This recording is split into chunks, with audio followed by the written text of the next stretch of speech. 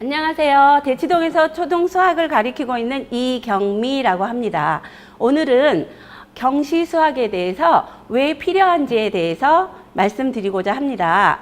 우리 초등학교에서는 객관적인 실력을 평가할 수 있는 평가 기준이 드물지요. 그렇기 때문에 이번 경시를 통해서 우리 아이들의 전국적인 나의 위치라든가 실력을 점검해 볼 수 있는 좋은 기회가 될 것으로 생각이 되고요. 그 다음에 심화학습은요, 상위권으로 갈 때 논리적과 사고력을 기르는 기반이기도 하거든요.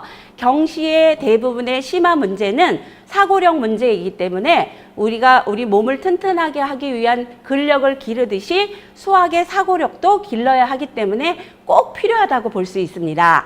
그리고 마지막으로 수학 심화 문제에 대한 어떤 두려움을 극복을 위해서 꼭 필요한 부분입니다. 그렇기 때문에 우리가 초등에서부터 차곡차곡 이런 창의적인 문제 해결력을 기르는 경시대회를 준비하면 상위권으로 가는 지름길이라고 볼 수 있다고 생각을 합니다. 그 다음에는요, 초등 수학 경시대회에 대한 준비법에 대해서 한번 말씀드리고자 합니다. 첫 번째로는요, 일단 우리 아이 성향을 잘 파악해서 지피지기면 백전백승이라고 했듯이 아이 성향에 맞게끔 공부를 하면은 훨씬 우수한 성과를 낼 수 있고요. 그 다음에 핵심이 문제를 해결하는 능력을 길러야 합니다. 그렇기 때문에 문제를 파악할 때 우리가 누락된 정보가 없는지 문제에서 좀 조심하게 살펴보아야 되고요.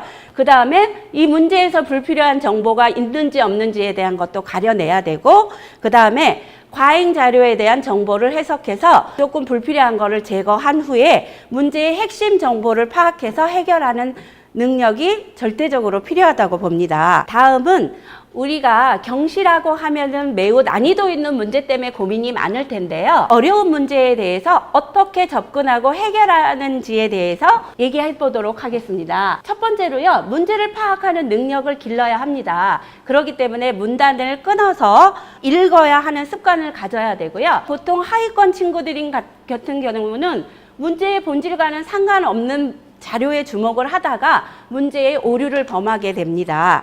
그 다음에 중위권 같은 친구들은 도움을 받거나 오류를 범하면서도 점진적으로 해결하는 관계를 파악할 수 있고요.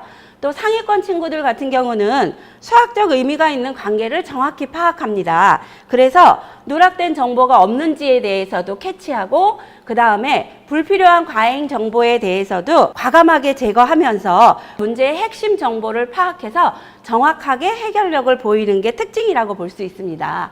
그렇기 때문에 우리 친구들도 심화된 문제를 해결하기 위해서는 이 상위권 친구들이 하는 이런 학습 형태를 배워서 점수에 대한 어떠한 상승 곡선을 탈 수 있도록 노력해야 될 것이라고 봅니다. 그 다음에 우리가 이 난이도 있는 문제를 어떻게 끝까지 잘 해결해야 될까를 고민해야 되는데요.